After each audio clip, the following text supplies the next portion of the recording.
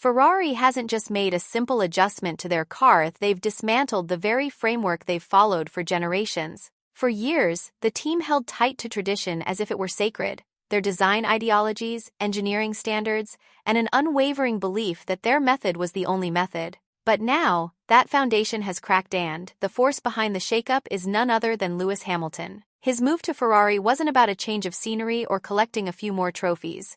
It was a statement, a declaration that the era of comfort and convention at Maranello was over, and that moment, the one they feared, is finally upon them. Officially, it's just a floor modification, a subtle tweak, a minor upgrade. But peel back the polished PR lines, and what you find is something far more seismic. What they've done to the SF25 is a quiet revolution, a bold act of defiance wrapped in carbon fiber. This isn't just an adjustment to geometry, it's a visual marker of an internal conflict tearing through the heart of Ferrari. Hamilton didn't join this team to wait around or play politics. He came to ignite transformation. And at the Austrian Grand Prix, that transformation rolls onto the circuit. This isn't a story about aerodynamic gains or stopwatch improvements. It's a story about dismantling legacy, about taking apart the DNA of Ferrari's F1 machine and rebuilding it under the weight of immense internal pressure. The pressure has become unbearable, and now there's nowhere left to hide. No more sugar-coated statements. No more behind-the-scenes grumbling. When the lights go out at Spielberg, the real status of Ferrari's future will be broadcast live to the world. Behind the polite post-race interviews and sanitized press releases, a different narrative is brewing, one full of tension, division, and unrest. The paddock can feel it. Whispers echo through team garages. There's a nervous energy in strategy meetings. Even brief interactions between drivers are laced with unease. Outwardly, Ferrari maintains composure, but inside, the structure is under strain and the fractures are growing wider. Hamilton's dissatisfaction hasn't come out of nowhere. It's been quietly building since the very first race. Each time the car locked up unpredictably under braking, every time the rear lost traction in slow corners, every time a much-hyped upgrade resulted in nothing but more of the same, the frustration deepened. Now, it's impossible to miss. It's in the way he moves, in the subtle tones of his radio chatter. 11 rounds of inconsistency, squandered chances, and a machine that simply won't cooperate. This isn't a slump, it's a pattern. And that pattern has even tested the patience of a 7-time world champion. That's why this latest update isn't just another iteration, it's a lifeline. It's a crucial pivot point for Hamilton, for Ferrari, and for those still holding out hope that this team can be pulled back from the brink. Yet not everyone inside the team shares that vision. Deep within Maranello, there's a divide. The old-school loyalists still believe in the sanctity of the Ferrari way, convinced that legacy, reputation, and heritage will be enough to carry them forward. But Hamilton is demanding more. He's calling for a complete overhaul, something that traditionalists have long resisted. The team is now split, between those clinging to what once worked and those who realize that bold change is the only option left. And the strain isn't just coming from drivers or engineers, it's embedded in the car itself. From its first laps, the SF25 gave signs that something was fundamentally wrong. Ferrari brushed it off as a learning curve, a teething phase.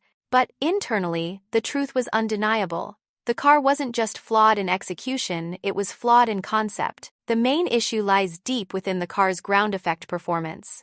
From the beginning of the season, the core weakness was apparent. Outwardly, Ferrari frames this update for Austria as a minor floor revision. But the reality? It's a full-blown engineering upheaval, a desperate attempt to rescue the SF25 before the car, and everything it represents, collapse, especially with the looming 2026 regulation changes threatening to cement its fate. The symptoms have been there for weeks: instability at low speeds, inconsistent tire temperatures that degrade race pace, and a compromised ride height that forces the car to run higher than optimal, killing crucial downforce in the process. Every previous fix has been like taping over a widening crack in a dam. But now, Ferrari is left with only one option: to tear down the structure and rebuild from the inside out.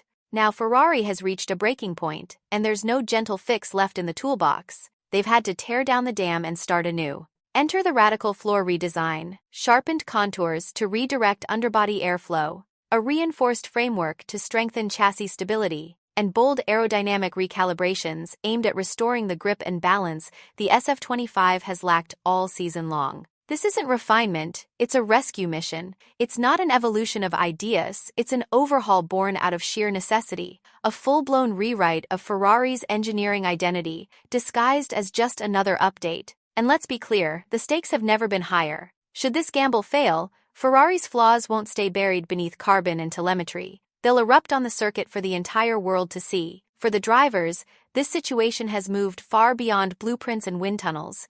It's deeply personal now. It's about trust, about belief, and both are dangling by a thread. Charles Leclerc, once seen as the cornerstone of Ferrari's future, is quietly losing hope. With every race that ends in disappointment, with every repeated failure, the wear and tear on his spirit becomes visible, the growing frustration, the fatigue, the flicker of doubt in his eyes.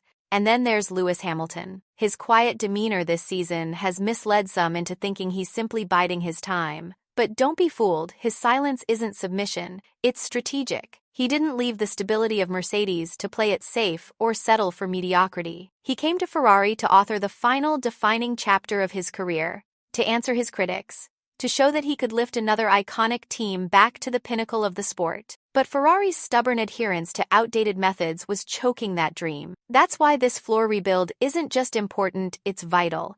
It's the moment the team was finally forced to listen, to adapt, to face the need for change head-on. But with change comes risk. If the update works, it could reignite belief not just within the team, but across the fanbase, across the paddock. But if it fails, it won't just mark another technical misstep, it could shatter the very heart of this operation. Both Hamilton and Leclerc understand what's on the line. There may not be another reset button. Everything now hinges on one weekend. Austria is more than just another Grand Prix. The Red Bull Ring is a ruthless proving ground, a circuit that doesn't allow secrets to hide. With its high elevation, unforgiving low-speed corners, and relentless demand for perfect balance, it brutally exposes weaknesses. Here, simulations mean nothing. Words mean even less.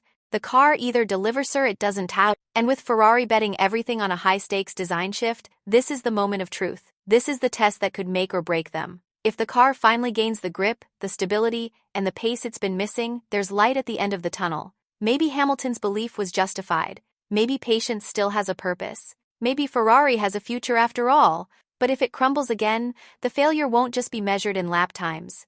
It'll ripple through Maranello, through the boardrooms, the pit wall, and the hearts of those who've invested years into the dream. And a collapse like that is nearly impossible to come back from. This isn't a performance tweak. It's a defining crossroads, a line in the sand that will shape what Ferrari becomes next. Because the entire paddock is watching, and not just the stopwatch. They're watching the eyes, the nervous glances, the strained voices over team radio. They're watching for the fractures that can't be found on data sheets, for the quiet arguments, for the tension that no wind tunnel can mask. Hamilton has forced a reckoning. He's challenged Ferrari to dismantle its legacy and build something new from the ground up. But now comes the final question. Will this revolution redeem them, or finally reveal just how deeply rooted the problems really are? The Austrian Grand Prix isn't just another race, it's a verdict. It's Ferrari's day of reckoning, a shot at salvation, or the first sign of collapse. And when the lights go out, it won't just be the lap times that matter. The real story will unfold in body language, in radio static, in raw emotion on and off the track. So, if you're ready to see what's truly happening behind the legendary Scarlet Curtain, hit that subscribe button, because the official line won't show you what's cracking under Ferrari's legacy, but right here, we will.